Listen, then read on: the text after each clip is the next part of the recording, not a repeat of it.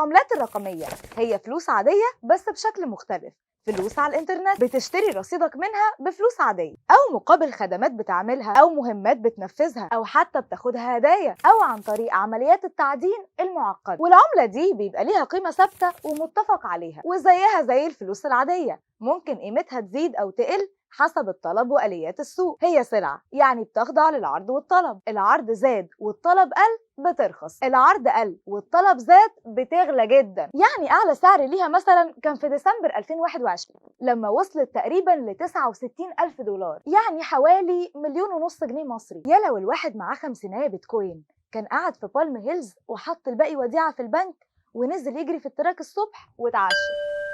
المهم العملات دي بمختلف انواعها محميه بشكل يصعب اختراقه وسرقته في الديب ويب، الديب ويب الحقيقي مش بتاع فيديوهات التيك توك. بس الاصل في نجاح اي عملات رقميه او فلوس غير ماديه هو ضمان وجودها وحمايتها وتداولها في العالم كله، وده بعيد عن اي تحكم حكومي او مركزي. وهنا ظهرت العملات المشفره أو الكريبتو كارنسي، ودي برضو شكل من أشكال العملات الرقمية، ولكن صممت بشكل يجعلها آمنة تماما ويستحيل اختراقها. وخصوصيتها دي بتمنع معرفة هوية المرسل أو المتلقي، ومفيش دولة في العالم تقدر تنتجها حتى. يعني كأنك معاك دفتر حسابات إلكتروني غير قابل للاختراق أو التلاعب لأي معاملات ليها قيمة يمكن برمجتها. ظهرت لأول مرة في 2009 على إيد المخترع المجهول ساتوشي ناكاموتو، اللي محدش عارف ده واحد ولا واحدة ولا مجموعة ولا إيه حكايته. والبيتكوين مش لوحدها كعملة رقمية لكنها الأشهر. في غير البيتكوين عملات مشفرة كتير زي الإثريون والريبل والليتكوين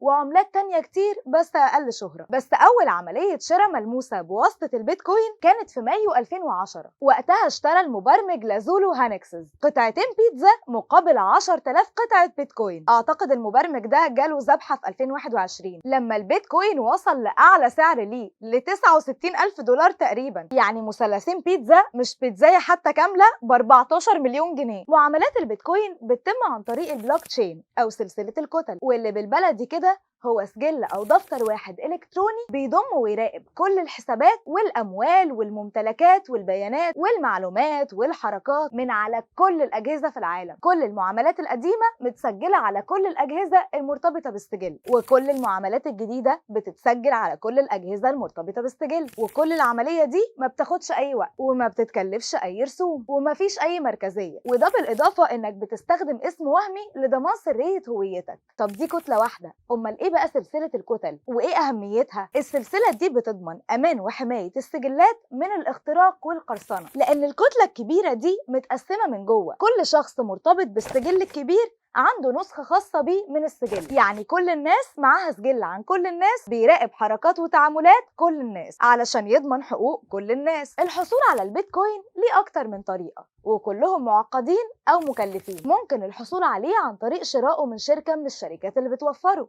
مباشرة من أشخاص بيبيعوه، ده لو عرفت أصلا توصل لهم، لأن هويتهم سرية ونشاطهم مجرم في معظم الدول. والطريقة الأصعب وهي التعدين أو المايننج، ودي بتحتاج جهاز كمبيوتر قوي جدا وطاقة كهربائية كبيرة ومستقرة وبرامج مخصصة للتعدين بتعالج الخوارزميات المعقدة والمعادلات الرياضية. وبعد كل ده بيتم إصدار العملة ليك كمكافأة. وطبعا كل اللي انت شايفه صعب ده كان سهل في الأول، لكن دلوقتي ومع كتر الباحثين عن البيتكوين الموضوع ما بقاش سهل خالص. السهل بقى انك تعمل لايك وشير لو عايز معلومات من دي كتير، واشوفكم الحلقة الجاية.